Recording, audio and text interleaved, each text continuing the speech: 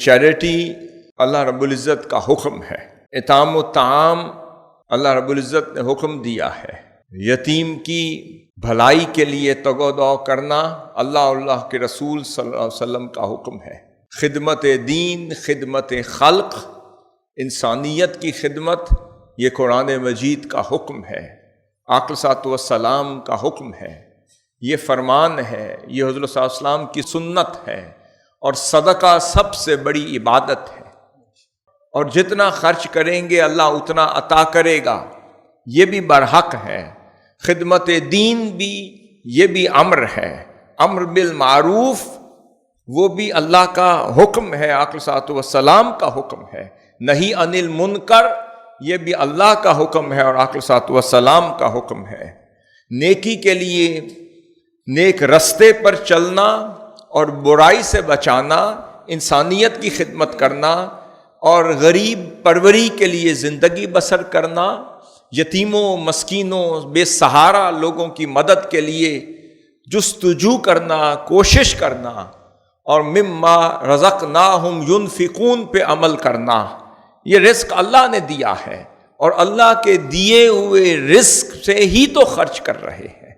جو مال دیا وہ نہ آپ کا تھا، نہ آپ اس کے مالک تھے، نہ ہے، وہ دیا ہوا اس ذات کا تھا، آپ اس کی امانت پہنچا رہے ہیں ان کو جس کا حکم خدا اور خدا کے محبوب علیہ الصلوۃ والسلام نے دیا ہے۔ اب آپ کر وہی رہے ہیں جس کا آپ کو حکم ہے، جس کی فضیلت کا ذکر ہے، جس کے ثواب اور اجر کا ذکر ہے، سب کچھ کر رہے ہیں،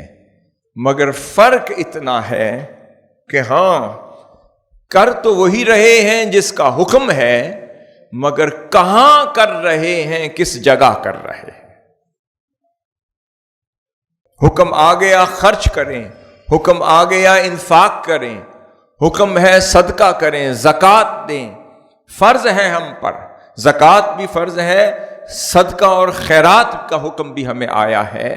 اور اس کے ثواب اور اجر کا ذکر جگہ جگہ مل رہا ہے، مگر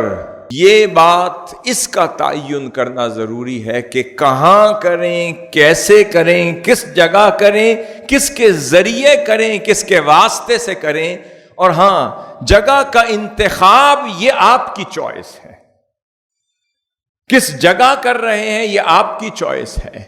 کس کے ذریعے سے کر رہے ہیں یہ آپ کی چوائس ہے، کس مشن کے ذریعے کر رہے ہیں، کس تحریک کے ذریعے کر رہے ہیں، کس پلیٹ فارم کے ذریعے کر رہے ہیں، کس مقصد پر کر رہے ہیں، کس مقام پر جا کر رہے ہیں، اور کس نصب العین کے لیے کر رہے ہیں، اس کا انتخاب کرنا یہ ہماری ذمہ داری ہے۔